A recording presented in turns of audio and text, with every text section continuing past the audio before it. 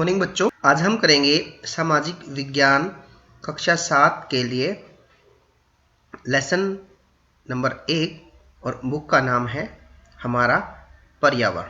तो लेसन शुरू करते हैं। लंबी छुट्टियों के बाद जब रवि स्कूल जा रहा था तब उसने देखा कि उसके स्कूल के निकट के खेल के मैदान में खुदाई हो गई थी।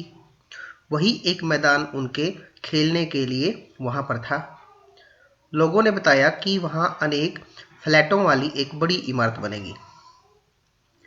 जब रवि को समझ में आया कि मुलायम घास, गेंदे के फूल एवं तितलियों वाला विशाल मैदान अब हमेशा के लिए नष्ट हो चुका है, तो उसकी आंखों से आंसू छलकने लगे। उसने यह बात अपने सहपाठियों को बताई। सुबह की सभा में प्रधानाचार्य ने भी बहुत उदासी से कहा, देखो कैसे हमारा पर्यावरण बदल रहा है। कक्षा में पहुंचकर रवि ने अपने शिक्षक से पूछा, पर्यावरण क्या है? जो कुछ भी आप अपने आसपास देखते हो, शिक्षक ने बताया। तो इसका मतलब क्या हुआ? पर्यावरण क्या है? जो भी हमें अपने चारों ओर दिखाई देता है, कोई भी वस्तु, स्थान, लोग, ठीक है, ये सब क्या है? हमारा यही हमारा पर्यावरण है। रवि कहने लगा, इसका अर्थ है स्कूल, भवन, मेज, कक्षा में रखी कुर्सियां, यहाँ तक कि खुला मैदान, सड़क, कूड़ा करकट, मेरे दोस्त, ये सभी हमारे पर्यावरण के अंग हैं। हाँ, शिक्षक ने कहा, लेकिन जरा रुको, कुछ वस्तुओं का निर्माण प्रकृति ने किया है, जैसे पर्वत, नदियां, पेड़, प्राणी, जबकि अन्य का निर्माण मानव ने किया है, जैसे सड़क है, कार है, कपड़े है, किताब है आदि, और भी बहुत सी वस्तुएं हैं इसकी, है ना। अब दो छात्र मिलकर कार्य कीजिए। अपने निकट बैठे सहपाठी के साथ मिलकर प्रकृति और मानव द्वारा निर्मित वस्तुओं की सूची बनाएं। ठीक है, अब आपने क्या करना है, जो वो चीज़ें प्रकृति ने बनाई है, ठीक है, जिन वस्तुओं का निर्माण प्रकृति ने किया है उनको आपने एक तरफ लिखना है, और जो वस्तुएं मानव ने बनाई है, जो मानव निर्मित है, उनको आपने उनकी एक अलग से लिस्ट बनानी है। ठीक है, तो इसमें बहुत कुछ हो सकता है।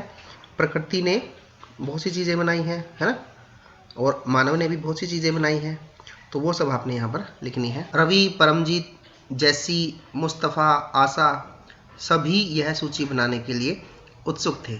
इकबाल ने पूछा, हमारा पर्यावरण क्यों बदल रहा है? शिक्षक ने उत्तर दिया, ऐसा हमारी ज़रूरतों के कारण होता है और ये दिन प्रतिदिन बढ़ती रहती हैं, है ना। अगले पेज पर जाने से पहले हम जो ये ब्लू डिब्बे के अंदर, ब्लू बॉक्स के अंदर, है ना, दिया हुआ है कुछ, इसको पढ़ते हैं एक बार। क्या है ये? देखें इसमें क्या लिखा है। पर्यावरण हमारे जीवन का मूल आधार है। यह हमें सांस लेने के लिए हवा, पीने के लिए जल, खाने के लिए भोजन एवं रहने के लिए भूमि प्रदान करता है। तो पर्यावरण देखो हमारी कितनी मदद करता है। क्या क्या देता है हमें? जब हम सांस लेते हैं तो हमारे लिए शुद्ध वायु प्रदान करते हैं। पीने के लिए प्रकृति ने हमें जल दिया है ना। और क्या है? खाने के लिए भोजन, फल वगैरह, है ना। और रहने के लिए भूमि प्रदान की है। मानव इस प्राकृतिक पर्यावरण में कैसे परिवर्तन करता है? अब ये प्रश्न उठता है कि प्राकृतिक पर्यावरण को इंसान या मानव कैसे परिवर्तित करता है, कैसे चेंज करता है। कार का धुआं वायु को प्रदूषित करता है, पानी को पात्र में एकत्रित किया जाता है, भोजन को बर्तनों में परोसा जाता है और भूमि पर कारखानों का निर्माण होता है। तो इस प्रकार मानव क्या है? प्राकृतिक पर्यावरण में परिवर्तन करता है। मानव कार, मील, कारखानों एवं बर्तनों का निर्माण करता है। इस प्रकार से मानव प्राकृतिक पर्यावरण में परिवर्तन करता है। ठीक है, तो ये प्रश्न भी बनता है आपका। क्या बनता है कि जो मानव है वो अपने पर्यावरण में परिवर्तन कैसे करता है, उसका कारण बताएं। ठीक है, तो आप इस पे लिख सकते हैं यहाँ पर कि वह अपनी आवश्यकताओं की पूर्ति के लिए जैसे वनों को काटता है ना, जीव जंतुओं को भी मारता है और स्थल का खनन करता है। इसलिए वह अपनी जो उसकी ज़रूरत है उनकी आवश्यकताओं की पूर्ति करने के लिए जो मानव है पर्यावरण में परिवर्तन करता है। इसलिए हम प्राकृतिक वातावरण में परिवर्तन करते हैं और कभी कभी उसे नष्ट भी कर देते हैं।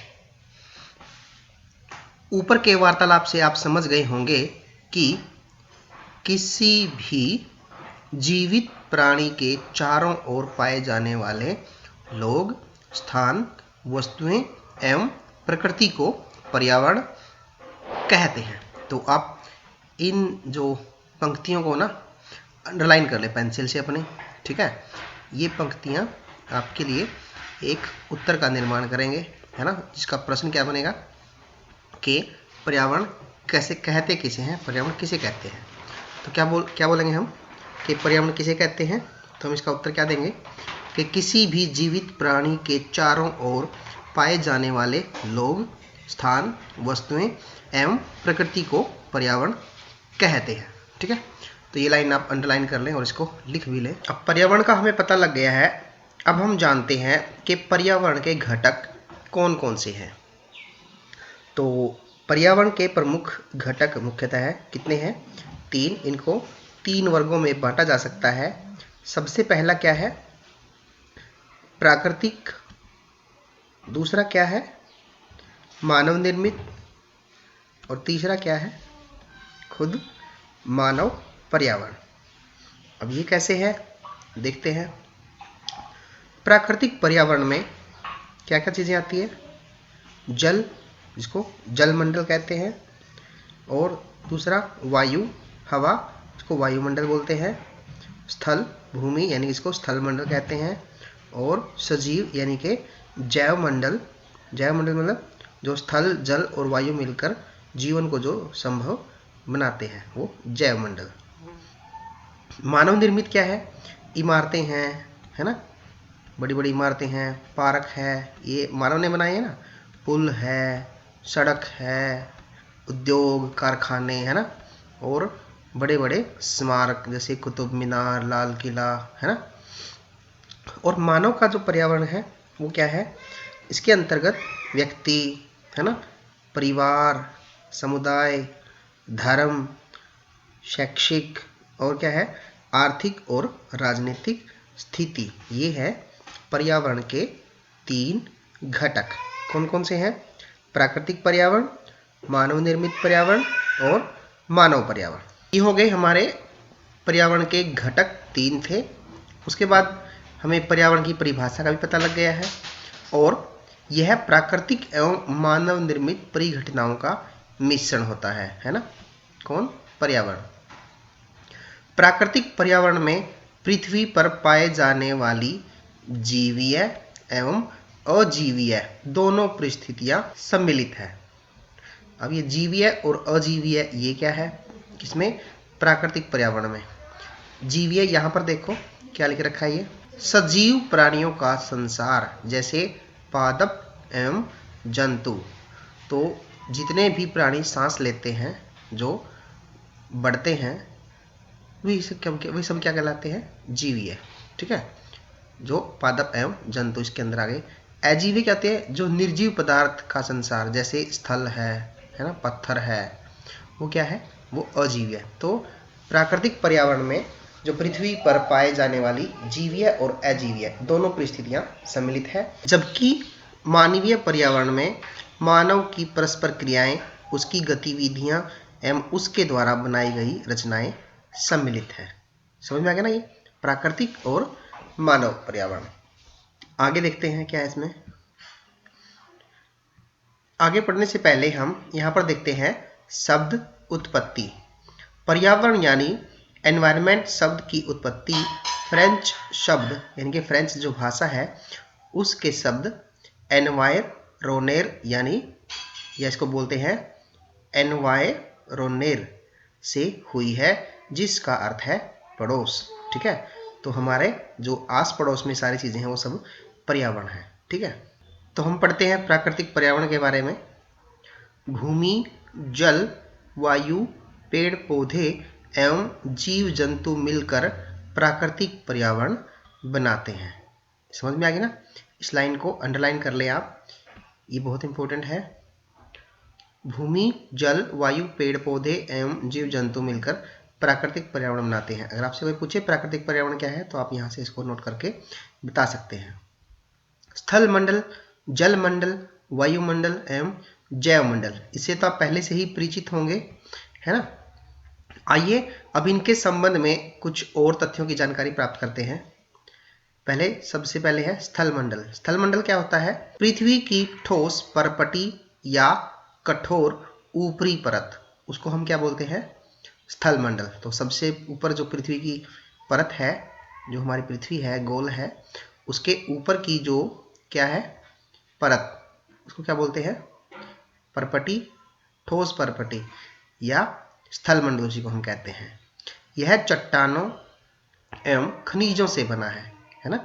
मिट्टी की पतली परत से ढका होता है। यह पहाड़, पठार, मैदान, घाटी आदि जैसी विभिन्न स्थलाकृतियों वाला विषम धरातल होता है। ये स्थलाकृतियां महाद्वीपों के अलावा महासागर की सतह पर भी पाई जाती है। समझ में आ गया ना? अब स्थल मंडल वह क्षेत्र है जो हमें वन, कृषि, मानव बस्तियों के लिए भूमि, पशुओं को चरने के लिए घास स्थल प्रदान करता है और यह खनिज संपदा का भी एक स्रोत है। तो ये था हमारा प्राकृतिक पर्यावरण के बारे में, ठीक है? और इसमें क्या है? सबसे पहले स्थल मंडल की जानकारी, ठीक है? अब आगे देखते हैं स्थल मंडल के बाद, लेकिन इससे पहले आप ये चित्र देख लें एक बार।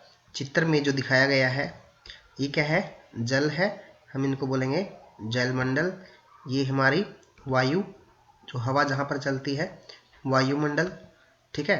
और ये क्या है? हमारा स्थल यानी कि भूमि, स्थल मंडल। और स्थल मंडल और वायुमंडल और जल मंडल, इन तीनों से ही मिलकर क्या निर्मित होता है? हमारा जैव मंडल, है ना? जैव मंडल में ये तीनों चीजें शामिल होती हैं। स्थल भी शामिल है ना? जल भी शामिल है और वायुमंडल भी शामिल है। तो ये हमारा जैव मंडल, ठीक है? स्थल मंडल के बाद है जल मंडल। जल के क्षेत्र को जल मंडल कहते हैं। यह जल के विभिन्न स्रोतों जैसे नदी, झील, समुद्र, महासागर आदि जैसे विभिन्न जलाशयों से मिलकर बनता है। यह सभी प्राणियों के लिए आवश्यक है ना? जल तो सभी के लिए आवश्यक है। और ये कहाँ कहाँ से प्राप्त होता है? नदियों से, झीलों से, समुद्रों से, महासागरों से, है ना? ये सब क्या है? ये विभिन्न जलाशय मिलकर ही किसका निर्माण करते हैं? जल मंडल का। इन्हीं को जल मंडल कहते हैं। पृथ्वी के चारों ओर फैली वायु की पतली परत को वायुमंडल कहते हैं, है ना? पृथ्वी के गुरुत्वाकर्षण बल अपने चारों ओर के वायुमंडल को थामे रखता है। तो कौन थामे रखता है? पृथ्वी का जो गुरुत्वाकर्षण बल है वो वायुमंडल को थामे रखता है। यह सूर्य की झुलसाने वाली गर्मी एवं हानिकारक किरणों से हमारी रक्षा करता है। और क्या करता है? इसमें कई प्रकार की गैस, धूल कण एवं जल वाष्प उपस्थित रहते हैं। वायुमंडल में परिवर्तन होने से मौसम एवं जलवायु में परिवर्तन होता है। पादप एवं जीव जंतु मिलकर जैव मंडल या सजीव संसार का निर्माण करते हैं, ठीक है? यह पृथ्वी का वह संकीर्ण क्षेत्र है जहां स्थल, जल एवं वायु मिलकर जीवन को संभव बनाते हैं। तो जैव मंडल क्या हुआ? इसमें जो पादप एवं जीव जंतु सभी मिलकर, है ना, ये जैव मंडल का निर्माण करते हैं। परितंत्र क्या है? अब परितंत्र के बारे में जानते हैं। देखो साइड में लिखा है शब्दावली परितंत्र। वह तंत्र जिसमें समस्त जीवधारी आपस में एक दूसरे के साथ तथा पर्यावरण के उन भौतिक एवं रासायनिक कारकों के साथ परस्पर क्रिया करते हैं जिसमें वे निवास करते हैं। ये सब ऊर्जा और पदार्थ के स्थानांतरण द्वारा संबंध है, ठीक है, तो ये सब क्या हो गया हमारा परितंत्र। अब यहाँ देखते हैं परितंत्र क्या है। रवि की कक्षा के एक एनसीसी कैंप में जेसी ने आश्चर्य से कहा, कितनी मूसलाधार वर्षा हो रही है, इससे मुझे अपना केरल याद आ गया। तुम सबको आकर देखना चाहिए कि कैसे हरे भरे खेतों एवं नारियल के बागानों में लगातार बारिश होती रहती है। तभी जैसलमेर के रहने वाले हीरा ने आश्चर्य से कहा, हमारे यहाँ वर्षा होती ही नहीं, हमें तो दूर दूर तक केवल कीकर एवं रेत ही नजर आती है। लेकिन वहाँ ऊँट भी तो मिलते हैं, रवि ने कहा। हीरा ने कहा, ऊँट तो मिलेंगे ही, जब तुम हमारे रेगिस्तान आओगे तो तुम्हें सांप, छिपकली एवं अनेक कीट भी देखने को मिलेंगे। रवि हैरत में पड़ गया। विभिन्न स्थानों पर पाए जाने वाले जीव जंतु, वनस्पति एवं लोगों के रहन सहन के तरीके इतने भिन्न क्यों हैं? क्या सभी का एक दूसरे के साथ संबंध है? बिल्कुल, बहुत संबंध है, शिक्षक ने कहा। सभी पेड़ पौधे, जीव जंतु एवं मानव अपने आसपास के पर्यावरण पर आश्रित होते हैं। प्रायः वे एक दूसरे पर भी आश्रित हैं। जीवधारियों का आपसी एवं अपने आसपास के पर्यावरण के बीच का संबंध ही क्या कहलाता है? परितंत्र का निर्माण करता है। अधिक वर्षा वाले वन, घास स्थल, रेगिस्तान, पर्वत, झील, नदी, महासागर एवं छोटे से ताल का भी एक परितंत्र हो सकता है। तो समझ में आया ना परितंत्र क्या है? जब सभी पेड़ पौधे, जीव जंतु या मानव अपने आसपास के जो पर्यावरण पर आश्रित होते हैं ना, और वे एक दूसरे पर भी आश्रित होते हैं। तो जीवधारियों का ये आपसी जो संबंध है, बीच का जो आपस का उनका संबंध है पर्यावरण के साथ, तो ये क्या कहलाता है? परितंत्र। ठीक है, क्या आपको लगता है कि पार्क में रवि और उसके मित्र खेलते थे, वह भी एक परितंत्र बनाता था? यस, अवश्य बनाता था। अब देखो यहाँ पर साइड में क्या लिखा है, क्या आप जानते हैं? प्रत्येक वर्ष 5 जून को विश्व पर्यावरण दिवस मनाया जाता है। तो ये इम्पोर्टेंट है, आप इसको नोट करें कि विश्व पर्यावरण दिवस कब मनाया जाता है। तो कब मनाया जाता है? वो 5 जून को। ठीक है, अब देखते हैं हमारा जो अंतिम है मानवीय पर्यावरण, वो क्या कहता है? मानवीय पर्यावरण, मानव अपने पर्यावरण के साथ पारस्परिक क्रिया करता है और उसमें अपनी आवश्यकताओं के अनुसार परिवर्तन करता है। प्रारंभिक मानव ने स्वयं को प्रकृति के अनुरूप बना लिया था। उनका जीवन सरल था और आसपास की प्रकृति से उसकी आवश्यकताएं पूरी हो जाती थी। समय के साथ साथ कई प्रकार की आवश्यकताएं बढ़ी। मानव ने पर्यावरण के उपयोग एवं उसमें परिवर्तन करने के लिए कई तरीके सीख लिए। क्या क्या सीखा उसने? फसल उगाना, पशु पालना, स्थायी जीवन जीना सीख लिया। पहिए का आविष्कार हुआ। आवश्यकता से अधिक अन्न कैसे उपजाया जाता है वो भी सीख लिया। वस्तु विनिमय पद्धति का विकास हुआ। ये वस्तु विनिमय पद्धति क्या है? ये चीज़ों की अदला बदली होती है, इसमें धन का प्रयोग बिल्कुल भी नहीं किया जाता। ठीक है, सामान एक दूसरे से लेना। व्यापार आरंभ हुआ और वाणिज्य का विकास हुआ। औद्योगिक क्रांति से बड़े पैमाने पर उत्पादन प्रारंभ हो गया। परिवहन तेज गति से प्रारंभ हुआ। सूचना क्रांति से पूरे विश्व में संचार सहज और द्रुत हो गया। क्या आप जानते हैं कि आप गर्मी में रसीला तरबूज और सर्दी में भुनी हुई मूंगफली खाना क्यों पसंद करते हैं? प्राकृतिक एवं मानवीय पर्यावरण के बीच सही संतुलन होना आवश्यक है। मानव को पर्यावरण के साथ समरसता से रहने एवं उसका उपयोग सीखना चाहिए। रवि की कक्षा में मिजोरम की एक लड़की है, नूरी। वह अक्सर अपने स्थान की हरियाली की बातें करती रहती है। खेल का मैदान नष्ट होने के कारण रवि की उदासी देखकर नूरी ने उसे आने वाली छुट्टियों में अपने घर मिजोरम आने को कहा। रवि के शिक्षक ने सभी बच्चों से कहा कि छुट्टियों में वे जिन स्थानों पर जाएंगे वहां के भूदृश्य, घरों एवं लोगों के क्रियाकलापों का चित्र बनाकर लाएं। तो ये था हमारा लेसन पर्यावरण। पर्यावरण के बारे में आपने बहुत सारी बातें जो आज नई सीखी है। अब उनसे संबंधित कुछ प्रश्न हैं और कुछ एक्टिविटी भी है। और एक्टिविटी में क्या है, ये सबसे पहले जो नीचे एक्टिविटी दी गई है, आओ कुछ करके सीखें, इसके बारे में देखते हैं। यहाँ पर क्या दिया है, आओ कुछ करके सीखें। अपने पड़ोस के किसी बुजुर्ग व्यक्ति से बात करें और निम्न जानकारी प्राप्त करें। जब वे आपकी उम्र के थे तब उनके आसपास कैसे पेड़ थे, ये आपने पता करना है। दूसरा क्या है, उस समय के घर के अंदर खेले जाने वाले खेल कौन कौन से थे, ये भी पता करना है। उस समय का पसंदीदा फल क्या था, ठीक है। गर्मी एवं सर्दी के मौसम में वे कैसे बिताते थे। तो प्राप्त जानकारी को दीवार या बुलेटिन बोर्ड पर प्रदर्शित करना है। तो अभी तो आपके स्कूल बंद है, तो ये सभी जानकारी आप नोट करके रखेंगे, ठीक है। दूसरी एक्टिविटी ऊपर देखते हैं, आओ कुछ करके सीखें, यहाँ पर भी था। तो यहाँ पे देखते हैं इसमें क्या बताया गया है। अपने घर एवं स्कूल में आप जो पानी उपयोग करते हैं वह कहाँ से आता है। हमारे दैनिक जीवन में पानी के विभिन्न उपयोगों की सूची बनाएं कि हम पानी का प्रयोग किस किस में करते हैं।